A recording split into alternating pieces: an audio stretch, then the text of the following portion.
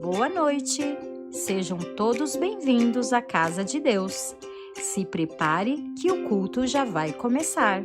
Se possível, evite conversas paralelas e diminua o volume do seu celular.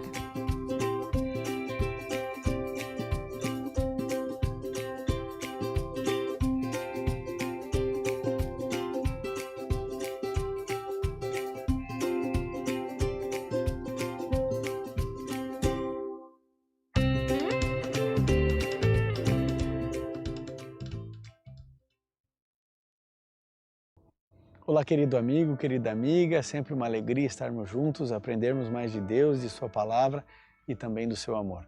No livro de Atos, no capítulo 1, no verso 8, a palavra de Deus diz assim: Mas vocês receberão poder ao descer sobre vocês o Espírito Santo, e serão minhas testemunhas tanto em Jerusalém, como em toda a Judéia e Samaria e até os confins da terra. Vocês receberão poder ao receber sobre vós o Espírito Santo de Deus. O que é receber o poder do Espírito Santo? Bom, o texto já diz, poder para quê? Poder para você ir em toda a nação, tribo, língua e povo, anunciar as boas novas do Evangelho. É um poder, não é só eloquência, não é só capacidade argumentativa, mas é calma, serenidade, equilíbrio, mansidão. É o fruto do Espírito, domínio próprio, alegria. Tudo isso habilita você a ser uma testemunha em todo e qualquer lugar. Temos que passar por situações, bem técnicas às vezes. A gente precisa estudar mais, estudar um pouco mais de teologia para levar Jesus às pessoas, trabalhar um pouco melhor os argumentos dentro da lógica, da filosofia.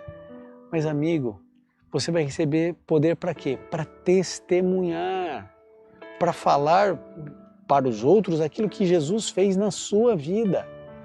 Então, às vezes as pessoas elas querem trazer muito sobrenatural, O que é isso? Descida do Espírito Santo e poderes sobrenaturais. E aí cria-se todo tipo de teologia. Mas não, poder para testemunhar. Como é que eu vou testemunhar? Você vai testemunhar falando, sorrindo, contando, dizendo, dando um depoimento de como foi sua vida, de como que Jesus te alcançou. Aí sim, aí tem relevância, aí vale a pena. Amigo, que Deus te abençoe a ser testemunha, que você receba poder do Espírito Santo no teu olhar, na tua paciência, no teu sorriso, quem sabe um livro que você entregue de presente, com uma boa mensagem cristã, talvez uma oração, mas eu tenho certeza que você pode ser luz, pode ser bênção. Vamos juntos orar. Bondoso Pai, queremos nos colocar em Tuas mãos para que o Senhor nos use segundo a Tua santa e boa vontade. Permaneça ao nosso lado sempre, em nome de Jesus. Amém.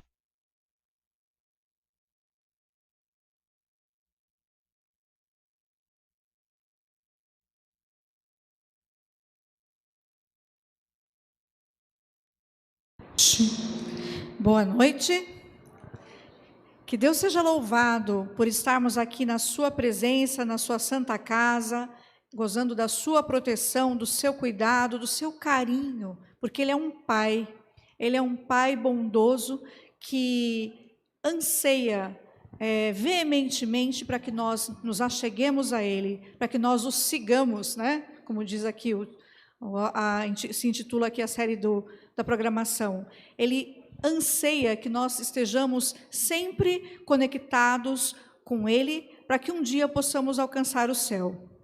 E é pensando nisso que eu gostaria, que nós cantássemos nesse momento um hino que eu gosto muito, Ele se chama Lá no Céu. Todos conhecem, do primeiro DVD Adoradores. Eu gostaria que vocês cantassem bem forte para que nós possamos, de fato, demonstrar o nosso anseio e a nossa vontade de estarmos lá no céu um dia.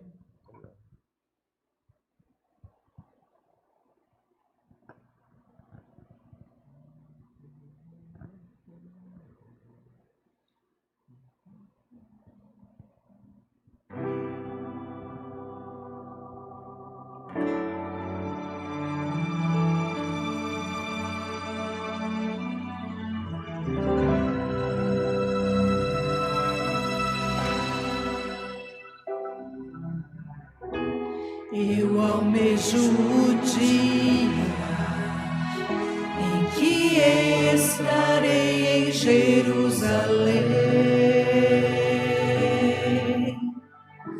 Lá não haverá noite, só a luz que vem do trono de Deus.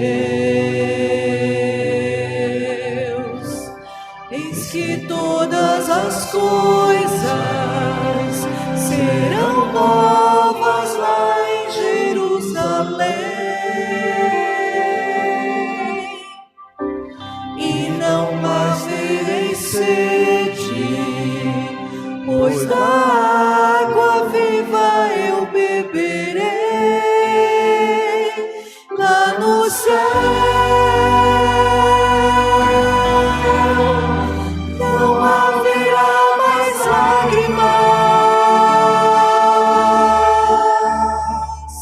e a morte já não mais existirá.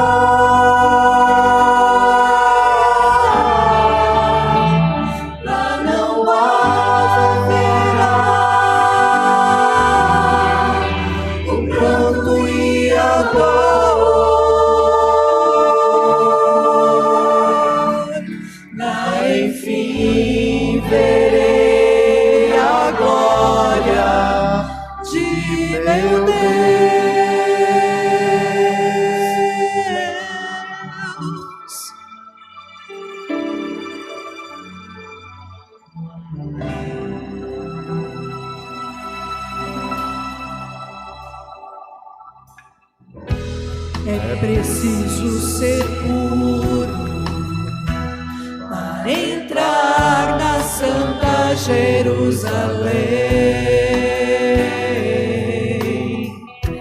Ter as vestes lavadas pelo sangue do Cordeiro de Deus. Eis que logo Ele vem, e a recompensa Ele trará. Estarei face a face com o eterno Deus de Israel, lá no céu.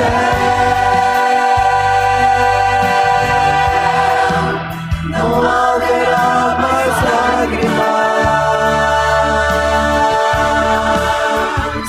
e a morte já não mais existirá.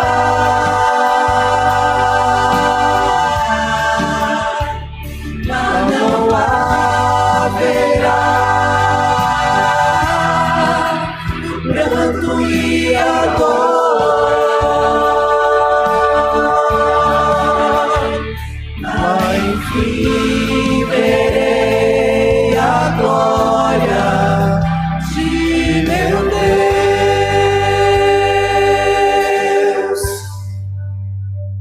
Lá no céu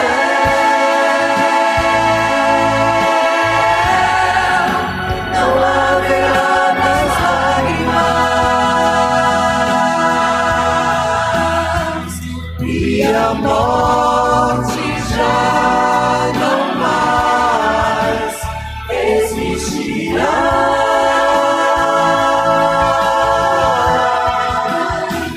Lá não haverá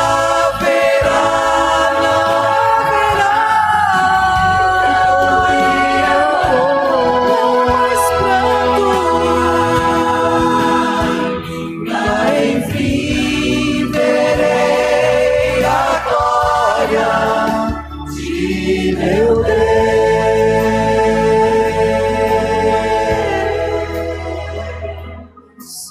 Que nós possamos estar preparados para um dia estarmos lá na glória do nosso Deus, cantando e louvando a Ele.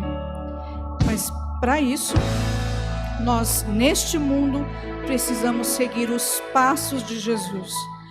Precisamos seguir os planos que Jesus tem para nós. Precisamos seguir as suas verdades, as suas doutrinas. O chamado é maravilhoso. Siga-me. E você, quer seguir também a Jesus? Vamos cantar em pé, então, o hino número 250, que fala a respeito de como nós queremos seguir Jesus. A Jesus seguir eu quero.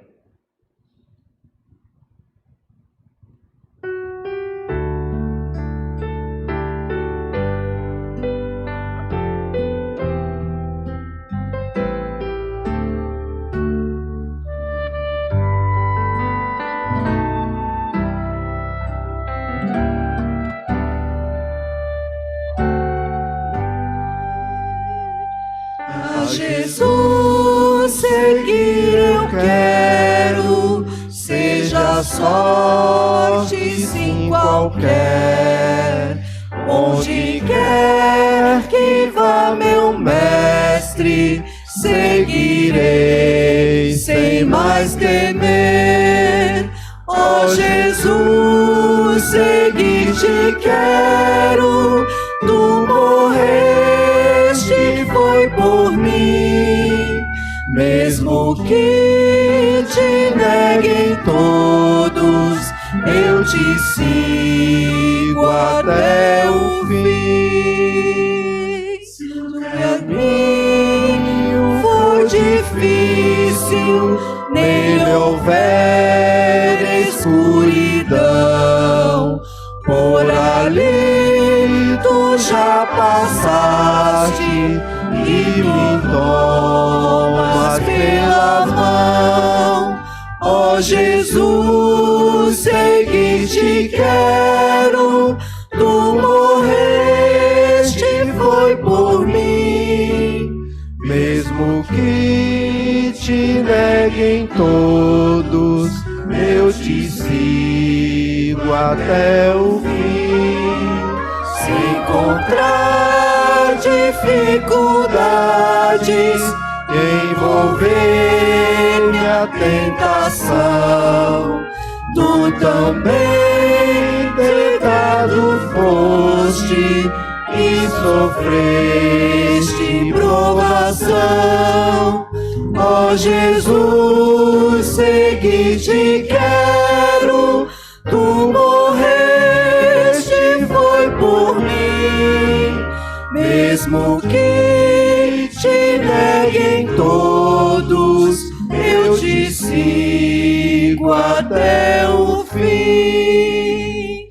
E se for tua vontade, eu transforme ao Rio Jordão, tu também o atravessaste, seguirei com prontidão.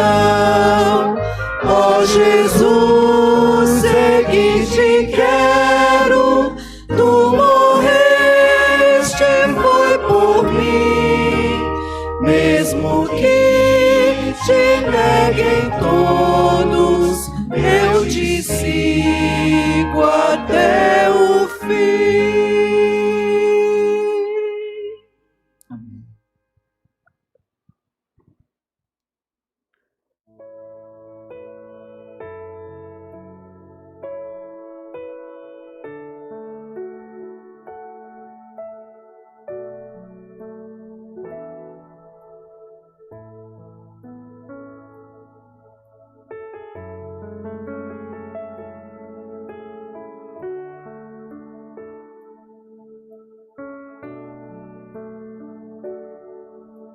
Boa noite, irmãos. Chegou o momento da oração intercessora. Chegou o momento de nós pedir ao Pai o poder. E antes de fazer a oração, a minha esposa vai fazer uma leitura do livro da irmã White sobre a importância de nós orarmos em família, entre amigos, entre irmãos. Cristo se proclama a si mesmo nosso intercessor. Deseja que saibamos que Ele graciosamente se comprometeu a ser nosso substituto. Coloca seu mérito no incensário de ouro para oferecer com as orações de seus santos. de modo que as orações de seus queridos filhos possam ser misturadas com o seu fragrante mérito, ao ascenderem ao Pai na nuvem de incenso. O Pai ouve cada oração de seus filhos contritos. A voz das súplicas da terra une-se à voz de nosso intercessor, que pleiteia no céu, voz que o Pai sempre ouve. Acendam, pois, continuamente a Deus as nossas orações. Não se exprimam elas em nome de qualquer ser humano, mas em nome daquele que é nosso substituto e penhor. Cristo nos deu seu nome para usarmos. Diz ele: pede em meu nome. Aqui Cristo nos menciona que Ele leva nossas orações até o Pai. E através do sacrifício dele, essa oração chega com um cheiro agradável, a tal ponto que o Pai ouve todas as orações dos seus filhos. Nesse momento nós iremos ajoelhar. Você vai ter 1 minuto ali para chamar o teu Pai e levar o teu pedido e o teu agradecimento a Ele.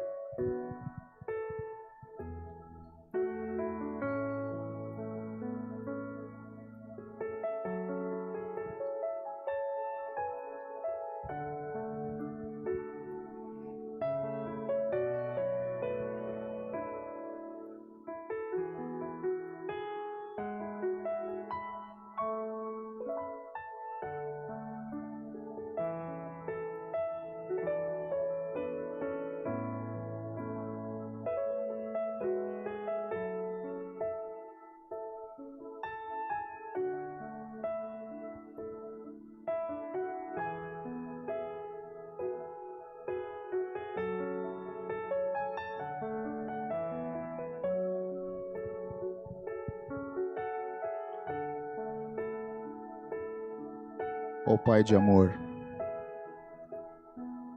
querido Pai que está no céu, nosso Deus que intercede por nós. Nesse momento de joelhos nós estamos aqui suplicando o teu perdão, ó Pai. Que o Senhor possa nos purificar com o teu santo sangue. Que o Senhor nos conceda o teu poder, o teu Santo Espírito, para que possamos chegar na presença do Pai através da tua intercessão, ó Pai. Entregamos em teus cuidados os nossos pedidos, mas o pedido dessa noite é pelo Santo Espírito Santo, ó Pai. Que o teu Santo Espírito possa descer aqui na tua igreja, ó Deus. Que possa estar na vida de cada filho teu que está ajoelhado aos teus pés, clamando o teu poder para poder levar o teu evangelho do modo que o Senhor deseja, Pai, do jeitinho que o Senhor quer. Capacite-nos, ó Deus, que possamos respirar o teu Santo Espírito, que possamos viver o teu evangelho, Pai, que possamos seguir os teus passos no evangelho e que possamos ser pescadores de homens, ó Pai. Santo Deus, aqui está a tua igreja, ajoelhados, clamando, intercedendo pelos teus filhos que aqui não estão presentes, ó Pai. Que o Senhor Santo Espírito possa incomodá-los, a tal ponto que eles possam parar as suas atividades, ajoelhar e buscar o Senhor, ó Pai. Venha nesse momento também abençoar o pastor Marcelo. Vai trazer a mensagem essa noite, ó Pai. Que o teu Santo Espírito possa estar nele, ó Deus. A mensagem possa transformar a todos aqui presentes. Senhor Deus, derrama teu Santo Espírito, pois queremos ir à tua casa cheia de alma sedenta, buscando a tua palavra, ó Pai. Queremos ver o tanque batismal sendo usado diariamente, ó Deus. Por favor, ó Deus, derrama teu Santo Espírito sobre nós, sobre cada líder da tua igreja, ó Pai, sobre a liderança, sobre os irmãos que estão no ancianato, no evangelho, o pastor, cada departamento, que possamos dar as mãos e juntos levarmos o teu evangelho como os seus 12 discípulos levaram, Pai. Mais uma vez eu te imploro, ó Deus, suplico, nos capacite, ó Deus, a fazer o teu evangelho vivo, para que o teu púlpito, o tanque batismal, ele venha a ser usado, Pai, muito mais vezes do que esse microfone, ó Pai. Por favor, ó Deus, apacenta nosso coração nesse momento.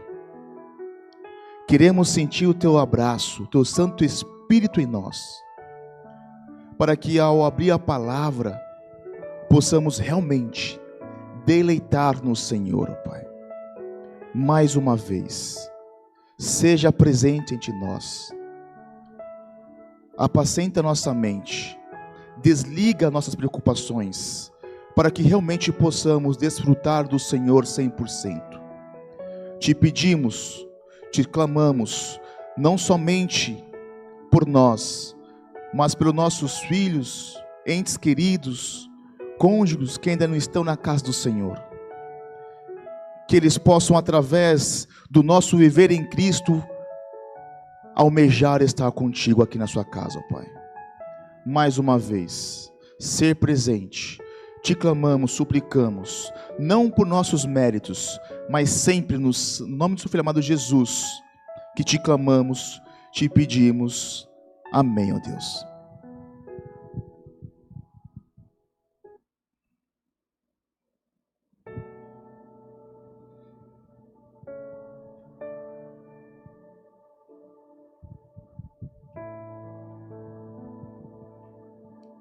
Boa noite.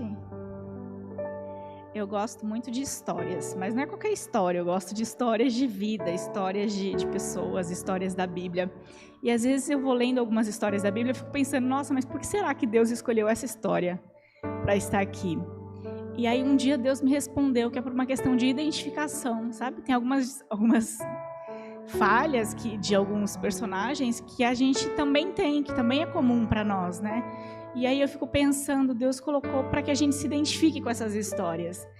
E talvez a nossa história, eu não sei o que cada um viveu aqui, mas a gente tem uma história e tem um valor a nossa história. E não é por acaso que a gente passou pelas coisas que passou, que a gente viveu o que viveu. Tem um propósito para isso. E a nossa história ganha poder quando ela se transforma em testemunho. Porque assim como a gente se identifica com os personagens da Bíblia, os nossos testemunhos também fazem com que outras pessoas se identifiquem. E a gente vai ter a oportunidade agora de ver um testemunho.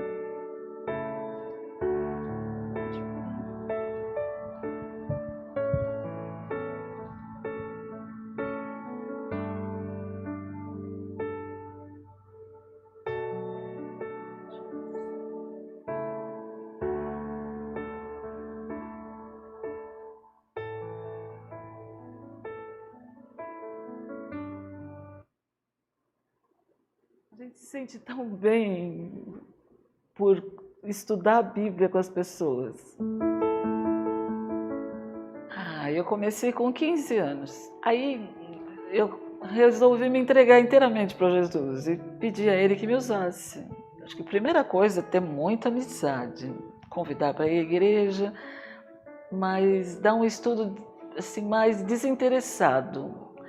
Não com aquele afim, com aquela sede da pessoa ser batizada. Não, mas abraçando, amando, tendo mesmo amizade, carinho e amor mesmo. A Alice, ela é irmã de uma amiga que frequenta a igreja de Vila Moraes. E a Nancy sempre falava da Alice passando por uma fase difícil de depressão. E aí eu fui me aproximando, fui lá visitá-la e ofereci o estudo, ela aceitou. E começamos a estudar. tocou muito. Eu gostei muito do estudo, muito mesmo, mas eu não tinha realmente me decidido. Mas Alice é uma daquela situação que eu já comentei, né? A gente espera que a pessoa se decida e batiza, mas não. Alice não ficou assim, eu vou, mas não ia, devido também à situação de depressão e tristeza que ela andava. Eu tive várias depressões, tá? Fortíssima. Mas eu fiquei muitos anos bem também. Eu tive uma recaída em 2021. Foi muito difícil para mim. Aí eu estava assim sentada no sofá, numa tarde, sozinha. Aí eu já não estava aguentando mais, sabe? Aquela situação, não melhorava, tomando medicamento, não melhorava. Aí foi onde eu clamei muito a Deus mesmo. Eu já estava pedindo antes, mas parece que eu sentia, acho que Deus não está me ouvindo. Aí eu clamei mesmo, pelo amor de Deus, eu falei, Jesus, me dá uma saída, me tire da situação, porque eu não sei como que eu vou viver desse jeito. Eu não estou conseguindo mais viver desse jeito. Passaram 2 dias, eu já estava assim, mais de 1 ano e pouco. Aí aquele dia eu levantei, fui tomar café. De repente, eu tomando café, eu senti um ânimo. Até então, eu estava vendo tudo preto e branco. Eu não via colorido na minha frente. Eu não sabia o que era vida, felicidade, mais nada. Aí eu terminei de tomar o café e fui. Tinha muita louça para lavar. Eu fui lavei toda a louça, mas com uma coisa totalmente diferente dentro de mim. Deus fez um milagre na minha vida e eu tenho certeza absoluta. Foi depois que eu clamei e Ele me ouviu. Até que agora há pouco tempo, foi no começo desse ano, aí a Alice disse que tinha muita vontade de se batizar. Falou, olha, você me deu isso tudo há 15 anos atrás, mas hoje eu assisto a Novo Tempo, eu me sinto preparada para me batizar. A Rose, eu nunca me esqueci dela. Ela tem muita amizade com a minha irmã também, entendeu?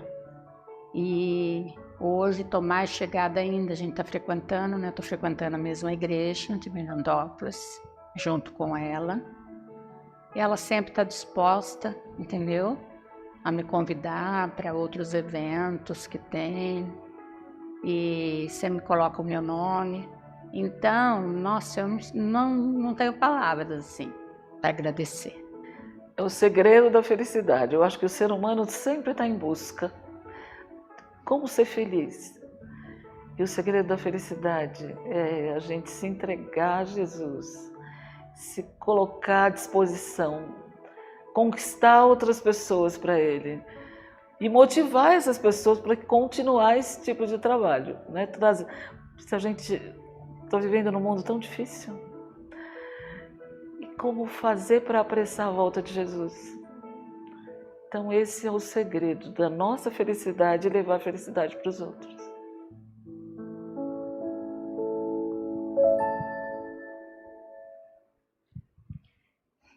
Que lindo testemunho, né? E nós temos a alegria de tê-las aqui. Eu quero chamar a Rose e a Alice para a gente conhecer um pouquinho mais sobre elas. E a importância do testemunho, né? A importância da gente falar sobre as nossas histórias, sobre a gente compartilhar aquilo que a gente viveu. Porque é dessa forma que, a exemplo de Cristo, a gente também pode alcançar outras pessoas. Que bom que vocês estão aqui. Muito obrigada. Eu posso fazer umas perguntinhas? Vamos começar pela Rose. Rose, no testemunho você menciona que iniciou os estudos bíblicos com 15 anos. E o que te motivou? Qual foi a sua principal razão? O que te fez querer, né, anunciar o reino de Deus através dos estudos? Eu era muito infeliz. Eu tinha meus 12, 13 anos, eu tinha uma solidão muito grande. Eu estava na família todinha na mesa, a gente comendo, batendo papo, de repente me dava uma angústia, eu começava a chorar, saía da mesa, minha mãe ia atrás de mim. O que está acontecendo? Eu mesma não sabia. Eu sentia um vazio e muita tristeza. quando eu comecei a me envolver com as coisas de Deus, com a igreja, com o trabalho na igreja, e dar estudos bíblicos, eu descobri que a felicidade tá aí, dando o que a gente recebe de Deus. Foi minha dor. Aí eu comecei a estudar mais, me sentia muito insegura, sentia o patinho feio, muito complexada, insegura demais. Aí como é que eu fazia? Ficava na frente do espelho, dava estudo para mim na frente do espelho. Foi assim que eu comecei. Aí comecei aqui, frequentava Mirandópolis na época, e comecei a dar estudo para as meninas adolescentes, eram as meninas gêmeas, dei para a mãe delas, o pai, eles se batizaram. Depois fomos convidados para ajudar lá no Cidade Leonor, que abriu um grupinho, e eu e mais alguns jovens daqui fomos para lá para ajudar. E durante a semana, todos os dias eu tinha estudo bíblico. Eu vinha da escola, almoçava e saía para dar estudo. Assim que eu encontrei a felicidade. Foi o chamado de Deus, né? Alice, como foi para você? Você, né, comenta que estava passando por um momento difícil na sua vida. Como foi a aceitação do estudo bíblico? Não, eu aceitei bem. Pode pôr. Eu aceitei bem, fiz o estudo e sempre gostei muito da Adventista, né? Através da minha irmã, né? Que eu não morava aqui em São Paulo e minha irmã já era Adventista, ela há muitos anos, né? E quando eu vinha para São Paulo, eu sempre frequentava, ia à igreja, e sempre gostei muito. Mas assim, o fato também de trabalhar os sábados, essas coisas, complicou um pouco também. Mas eu tive muitos problemas, né? Como foi passado ali, depressão, fases muito difíceis na minha vida. Então, eu não me via assim, preparada em condições de me batizar, mas é o que eu queria. E a Rose realmente é um instrumento na mão de Deus. Ela é uma pessoa incrível. Ela é além do estudo, ela é uma amiga de verdade, entendeu? Que ela dá o colo pra gente. Então, isso me ajudou muito. Aí, quando ela fez uma visita lá para mim, eu me decidi. Falei, Rose, eu quero me batizar. Amém. Esse ano. E graças a Deus aconteceu. E eu estou muito feliz. Amém. E o que mudou nesse processo de quando você recebeu o estudo? Passaram-se 15 anos para sua decisão. Foi isso? O que mudou nesse processo todo até a tua decisão? Sim, depois de todo esse tempo... Tanta coisa, né? Você foi para a Inglaterra. Aconteceu muita coisa. Mas assim, o que te fez falar, agora é o momento da decisão? O momento da decisão? Não sei, eu acho que é o Espírito Santo mesmo. Amém.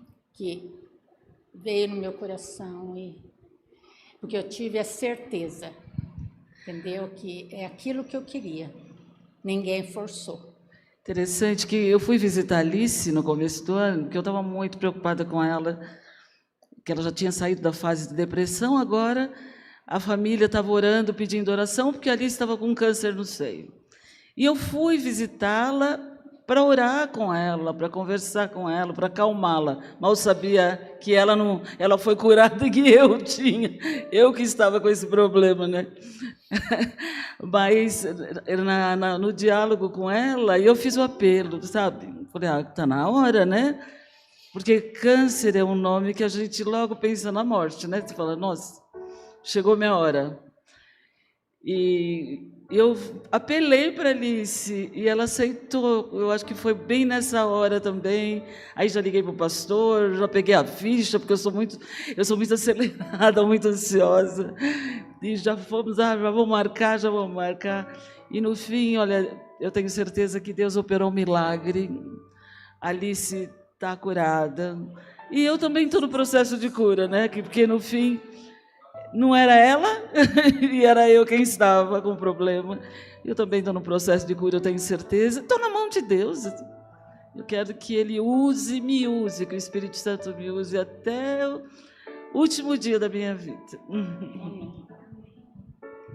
E qual foi um momento, assim, marcante? Eu imagino que tenha tido vários, mas de uma experiência que tenha te impactado durante todo esse processo, essa sua caminhada de estudos, seguindo os passos de Cristo.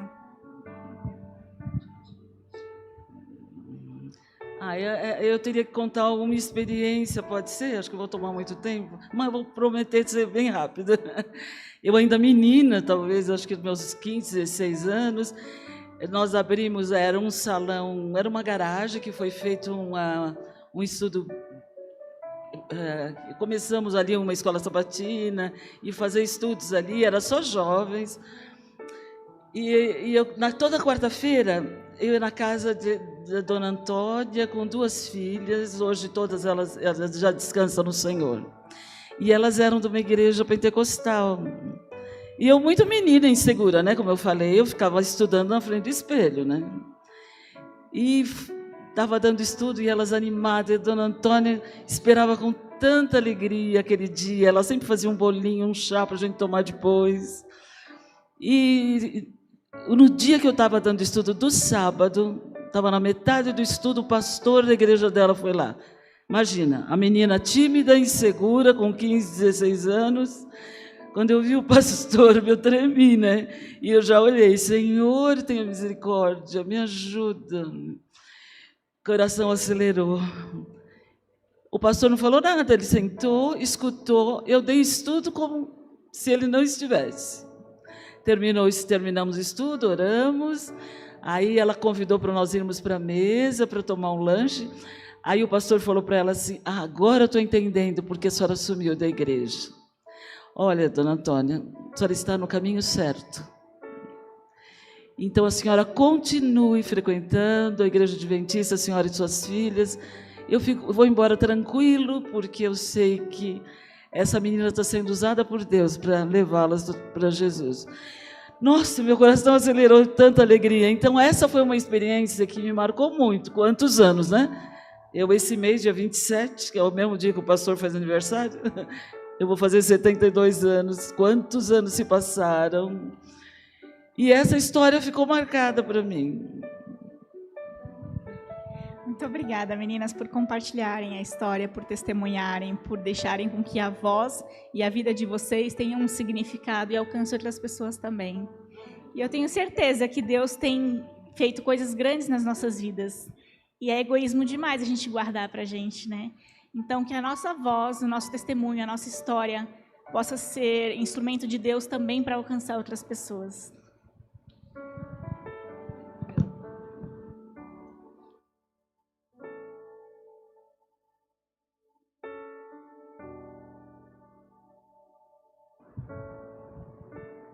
Que delícia, né? Eu tive a alegria, ainda tenho, né? A alegria de poder acompanhar a Rose em alguns estudos. Ela realmente é usada pelo Espírito Santo de Deus. Louvado seja Deus pela sua vida, viu? Queridos, siga-me. Siga-me. É um convite. Deus sempre respeitou o livre direito de escolha. Ele não impõe, mas ele convida. Siga-me. Siga-me. O livro de Pedro diz que nós somos uma nação eleita. Eleita para levarmos luz para aqueles que estão em trevas. Para levar a esperança para um mundo que se acha perdido. Siga-me. Siga-me. Quando nós estudamos um pouquinho sobre o papel da igreja aqui na Terra, nós entendemos que a igreja é o representante, se não o próprio Cristo aqui na Terra, por meio das suas ações e por meio da propagação do seu amor. Então, quando uma pessoa se depara com a igreja, que somos nós, eu e você, ela não vê somente um indivíduo humano, mas sim eles enxergam Cristo nessa pessoa. Porque a igreja, como disse, ela tem um papel fundamental de representar Jesus aqui nessa terra. Quando Jesus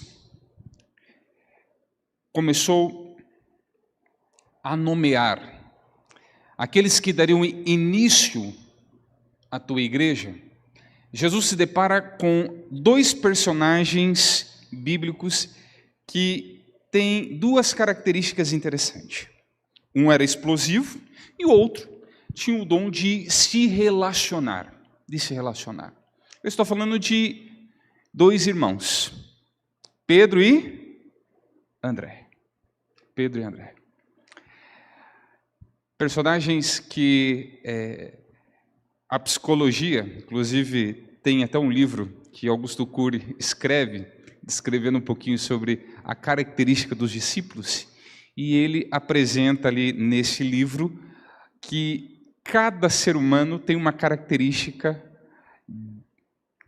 como os discípulos tinham.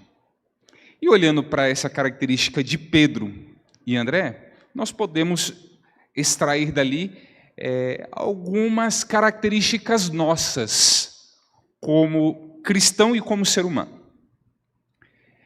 Vamos para o livro de Mateus, capítulo 5, nós vamos ler o verso 18 em diante. Essa história é uma história bem conhecida por nós não só contamos para as crianças, como também cantamos essa história para as crianças. Essa história é a história daquela pesca milagrosa, onde Jesus ali encontra os discípulos junto ao mar da Galileia, depois de uma pesca frustrada, e Jesus convida-os para que voltem ao mar com ele, e assim lança as redes sobre o mar, e puxam as redes, e as redes vêm cheias de quê? De peixinho. Lembra da música? Lançaram as redes, mas não pegaram peixe. Lançaram as redes, mas não pegaram peixe. Lembra? Cristo mandou que jogassem a rede no mar da Galileia. E aí, crianças, puxaram a rede, veio cheias de peixinhos. Puxaram a rede, veio cheias de peixinhos. Pois é, essa é a história. Essa é a história. Os dois discípulos ali, em ocasião Pedro e André, já conhecia acerca de Cristo Jesus. Porque eles já eram discípulos de João Batista. Já haviam presenciado o evangelismo de João Batista. Já sabiam de que um Messias viria. Claro, eles ali, pescadores, pessoas oprimidas pela política romana, tinha na cabeça de que aquele que viria ali seria alguém para resolver problemas políticos e sociais. Políticos e sociais. Mas eles, diante da pesca milagrosa, eles entendem, a princípio, que a vinda do Messias estava mais além do que eles imaginavam.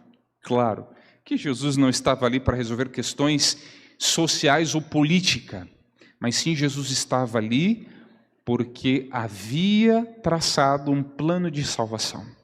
Um plano de salvação. Vamos nos contextualizar aqui. Caminhando junto ao mar da Galileia, viu dois irmãos, Simão, chamado Pedro, e André, que lançavam as redes ao mar, porque eram pescadores. Os pescadores, naquela época, era muito comum ser pessoas iletradas. O que é uma pessoa iletrada? Bom, você sabe o que é uma pessoa analfabeta, não sabe? O analfabeto é aquele que nunca estudou, mas sabe ler e escrever. Minha mãe é assim. Minha mãe estudou até o 2º ano primário e sabe ler e escrever. Mas o iletrado é aquele que nunca estudou e que não sabe nem ler nem escrever. Eu conheço pessoas assim, que não sabe nem ler nem escrever. Eu tenho uma pessoa da família que, de vez em quando, alguém manda mensagem para ela, não consegue ler, ela manda para mim ou manda para minha esposa para a gente ler para ela. Porque ela é iletrada. E dentro do contexto dos pescadores, era muito comum assim. E olha só, versículo 19. E disse-lhe: vinde após mim, e vos fareis pescadores de homens. Então, eles deixaram imediatamente as redes e o seguiram. Bom, quando a gente pula para o livro de Lucas, que é o mesmo contexto, Lucas capítulo 5, o versículo 1, ali nós encontramos a história de forma mais ampla. A história a qual nós acabamos aqui de cantar a musiquinha. Lucas capítulo 5, do versículo 1 ao 11, diz assim: aconteceu que, ao apertá-lo a multidão para ouvi-lo a palavra de Deus, estavam eles juntos ao lago de Genezaré. E viu 2 barcos juntos à praia do lago, mas os pescadores, havendo desembarcado, lavavam as redes. Entretanto, em um dos barcos, que era de Simão, pediu-lhe que o afastasse um pouco da praia. E, assentando-se, ensinava do barco as multidões. Versículo 4. Quando acabou de falar, disse Simão: faze-te ao lago e lançai-vos a rede para pescar. Respondeu-lhe Simão: mestre, havendo trabalhado toda a noite, nada apanhamos, mas sob as tuas palavras lançaremos a rede. Isto fazendo, apanharam grande quantidade de peixes, e rompiam-se-lhe as redes. Então fizeram sinais aos companheiros dos outros barcos para que fossem ajudá-los. E foram e encheram ambos os barcos, a ponto de quase irem a pique. Vendo isto, Simão Pedro reconheceu quem era Jesus Cristo. Prostrou-se diante dele e disse: Senhor, retire de mim, porque sou pecador.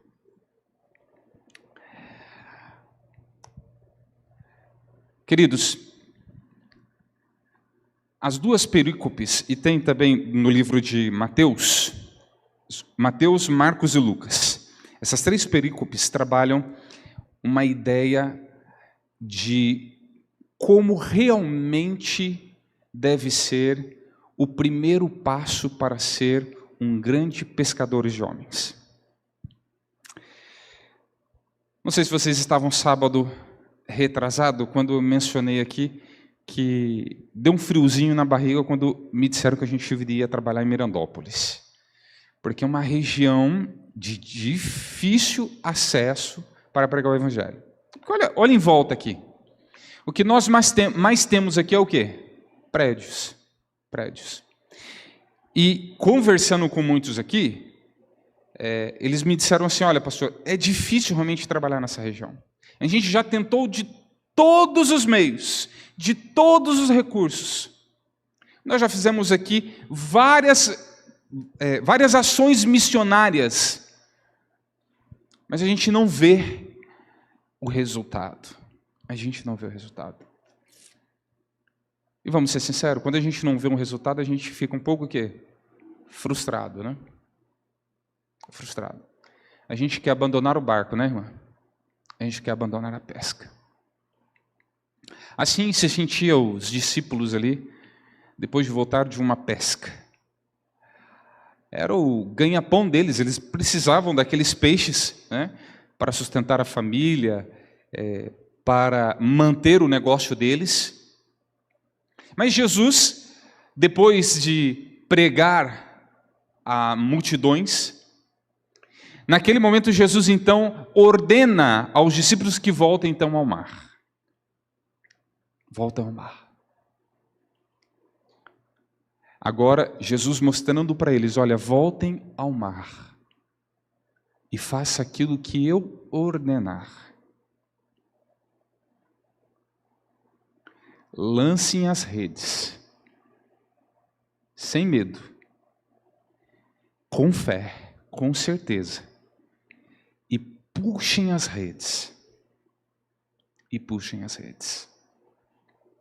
E quando eles fizeram isso, a pesca foi tão farta que o barco não suportou a quantidade de peixe que eles haviam colhido.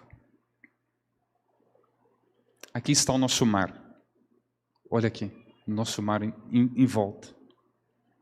Aqui está o nosso mar.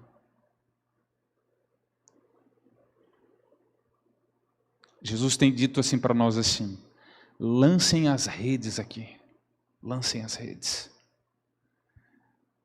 Ah, pastor, mas essa região aqui tem pessoas muito idosas, pessoas de poder um pouco mais aquisitivo, que não dá muito ouvido.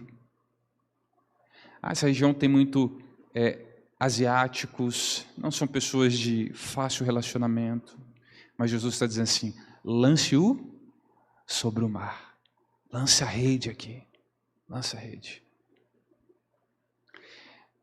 Eu sou do tipo de pessoa que sou contra fechar uma igreja, um ponto de pregação. De vez em quando eu encontro alguns amigos que falam assim, cara, eu abri um grupo em um determinado lugar, mas o negócio lá não está indo. Eu vou ter que fechar. E eu sempre falo para eles assim, não feche. Se Deus instituiu para que lá seja um ponto de pregação, uma igreja lá, é porque tem muitas almas a serem pescadas lá. Não faça isso. Não faça isso.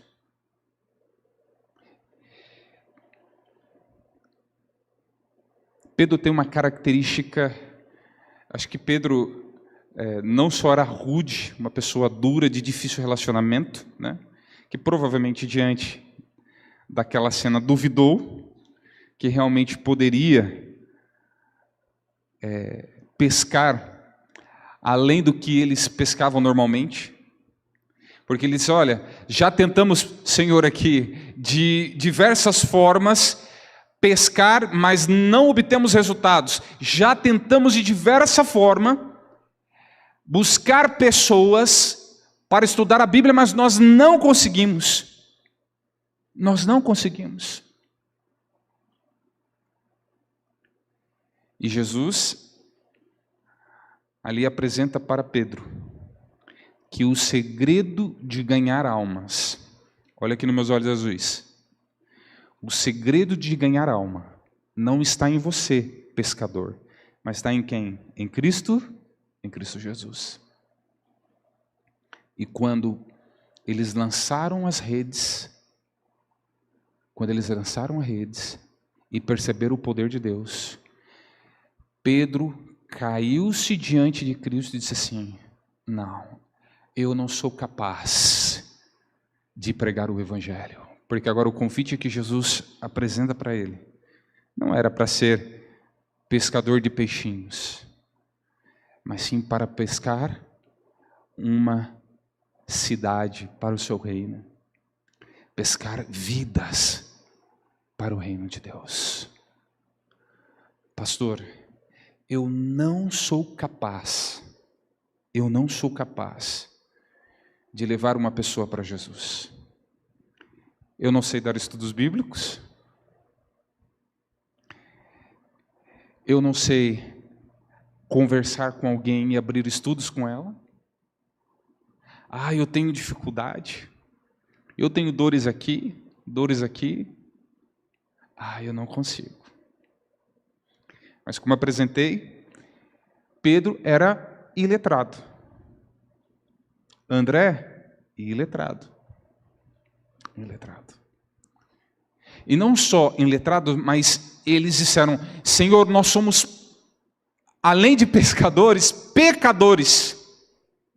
O Senhor não faz ideia do tipo de pessoa que eu sou.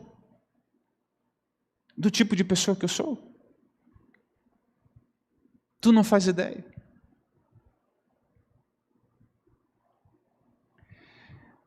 E é aí que a gente volta no livro de Mateus e encontramos Jesus dizendo, nessa mesma perícope, dizendo, no verso 19, vinde após mim. Então, o primeiro passo é ir a Jesus. Nós nunca saímos para o campo missionário sem antes irmos a Jesus. Pedro fez algo que para mim ali foi positivo. Ele reconheceu, Simone, que ele era pecador. Ele reconheceu. De certa forma, quem sou eu para dizer das maravilhas de Jesus ali fora? Que boca é essa para falar acerca de um nome tão poderoso qual o nome de Jesus? Mas Jesus diz assim, primeiro, vinde após mim. Siga-me primeiro. Siga-me primeiro. O que é vinde após mim? O que é siga-me? Nós temos uma doutrina que nós herdamos dos metodistas, que é o crescimento em Cristo. Crescimento em Cristo. O relacionamento diário com Cristo é o processo para que nós possamos alcançar pessoas para o seu reino. Então, o primeiro passo para me tornar um missionário, um seguidor de Jesus, é o quê? Me relacionar com Ele. Jesus disse, Pedro, primeiro, vinde a mim. Vinde a mim. Deposita em mim, primeiro, o seu pecado, as suas necessidades, a sua vida particular, a sua família, a sua vida profissional. Deposita sobre mim. E a partir de agora, ao depositar em mim, eu irei fazer uma mudança, uma transformação na sua vida, para que você possa propagar o Evangelho. Se você for estudar um pouquinho sobre o ciclo do discipulado, que inicia com Jesus, Jesus ainda não ordena que eles saem para pregar. A partir desse momento, Jesus começa com eles o ciclo do discipulado. Jesus começa a implantar na mente dele o senso de missão. E aí quando você vai um pouquinho mais no capítulo 5, vem o Sermão da Montanha. O Sermão da Montanha descreve para nós o perfil de como é ser um cristão. Depois ele apresenta no capítulo 5, versículo 14, no versículo 13, no versículo 14, ele menciona, vós sois a luz do mundo, vós sois o sal da terra, apresentando, por meio do discipulado, a necessidade de sermos luz nesse mundo. Mais à frente, nós encontramos Jesus aqui, ó, no capítulo 9, no verso 35 ao 38 de Mateus, discipulando.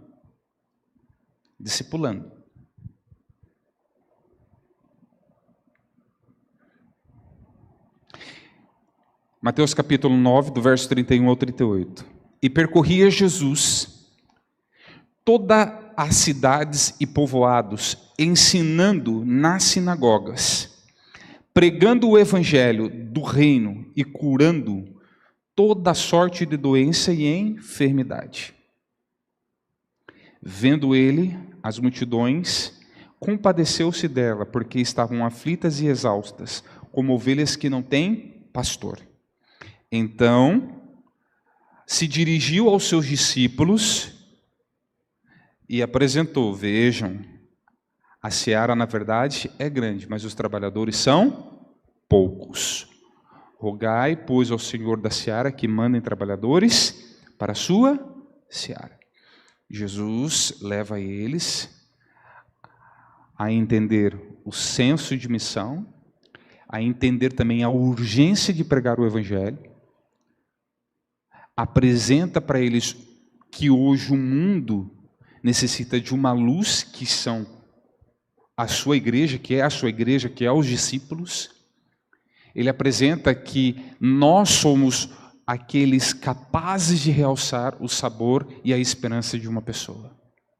Mas antes de iniciarmos como um evangelista, um discípulo, primeiro nós devemos ir a quem? A Cristo. Então, antes de ide, vem o vinde. Antes de ir, temos que primeiro vir a Cristo. E vir a Cristo requer algumas renúncias, não é verdade? Requer algumas renúncias. Seguir os passos de Jesus requer a primeira renúncia, que é o eu. O eu. O apóstolo Paulo diz, né? Não sou mais eu quem vivo, mas Cristo vive em mim. Claro, esse eu, e eu sempre menciono aqui, eu gosto de mencionar isso daqui. Esse ir a Cristo não está dizendo que é para você buscar um perfeccionismo louco para você. Mas esse ir a Cristo está relacionado em você se despir do eu e agora se vestir da graça e da glória de Cristo. Alguns dias atrás nós falamos um pouquinho sobre isso lá no PG, que a gente tem lá na casa do Oins. A gente falava sobre isso, de despirmos do eu e permitir que Cristo nos vista da sua glória. Nos vista da sua glória. Queridos, Deus tem grandes maravilhas para realizar nesse bairro. Ele tem. 60 anos essa igreja está realizando. Quantas pessoas já não passaram por aqui? Quantas almas já não foram ganhas por aqui? Quando a gente entende o ciclo discipulado não se limita somente aqui. Mas esta igreja já pregou o evangelho para o mundo todo. Quando eu falo igreja de Mirandópolis. Quantas pessoas já não saíram daqui e estão vivendo em outros lugares, em outros países, e lá estão tendo o privilégio de pregar o evangelho para outras pessoas?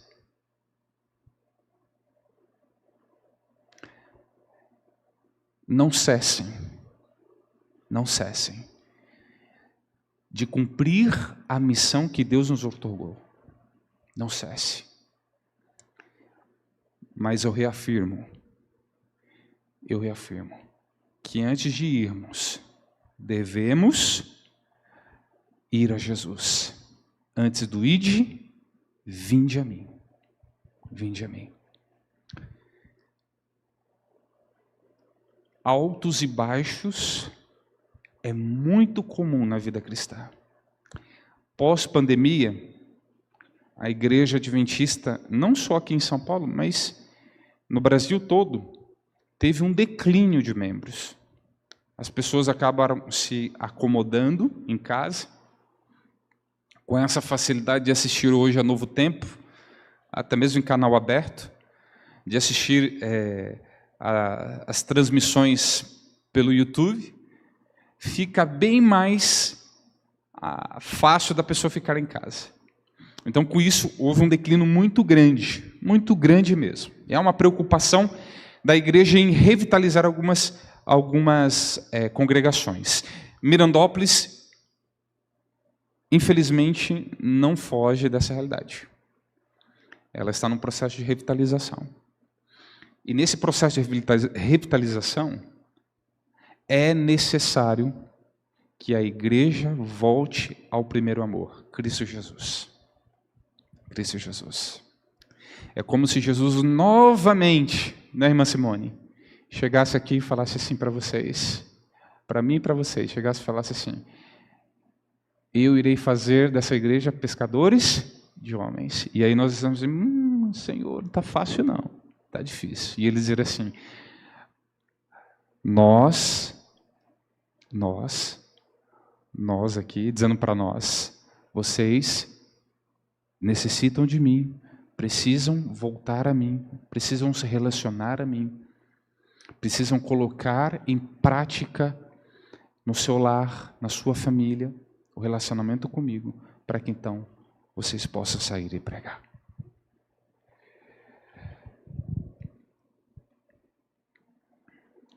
Quando os discípulos entenderam,